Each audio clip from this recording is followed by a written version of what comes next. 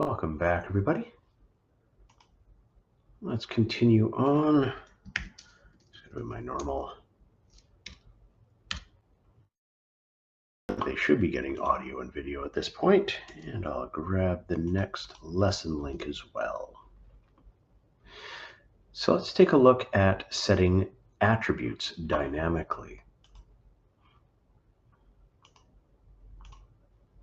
Here we have one of the workspaces that you'll be, there we are. Here we have one of the workspaces that you'll be taking a look at later. Let's resize this a little bit here. So we have our output dynamic. We have two readers, Firehall's GML and Parks Map Info tab. And if I click in here, we have our schema sources. And that is where the outputs will be grabbing the attribute definitions from. Now, that being said, sometimes you'll want to be able to add additional attributes. So while it's using the attributes defined in these feature types, you can always add additional attributes. In this case, we have a last updated by. Now, you can then set that either directly here. I'm not a big fan of this. You can actually set attribute values like a constant on the final output. You could supply it via a user parameter. One of the things I don't like about this system is that someone who is then editing this workspace in the future, it might not be obvious to them where this attribute is being set. So if you are going to set something like this directly, you should probably add some annotation to the feature type, indicating that attributes are in fact being set there. Otherwise, it's kind of hidden away.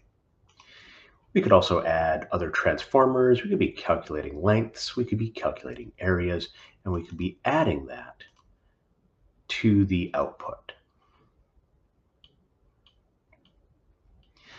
Now, in addition to adding additional attributes to the output, you can do the reverse of that as well. We can limit what attributes end up in the output. Here, we're globally removing object ID. This could be really important if your source data set is in Esri format.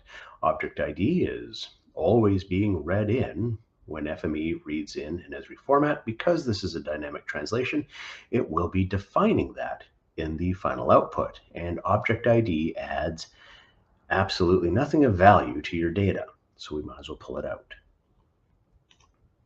Maybe you also want to make sure that email addresses don't go out. Maybe phone number should not go out as well. So I can ensure that my output does not include information that it shouldn't.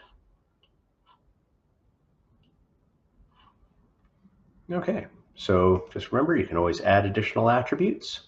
Even though it's a dynamic schema, these will end up in every output feature type defined by this feature type.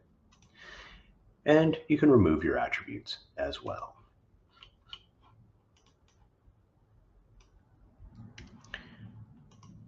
Okay, so please review set attributes dynamically. And we'll continue at 9:35. Good luck, everybody.